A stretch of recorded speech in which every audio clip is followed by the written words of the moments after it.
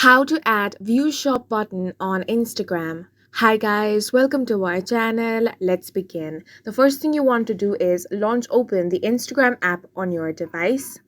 Now, the shop button on Instagram allows businesses to sell their products directly on their profile. The shopping feature is currently available for only certain markets. Now, if you want to add view shop button on Instagram, tap on the profile icon at the bottom right corner of your screen. The first thing you have to do here is make sure you're using the professional account.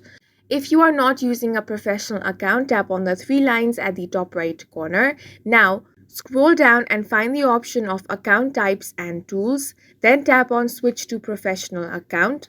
Now tap on Next. Select a category and tap on Switch to Professional Account.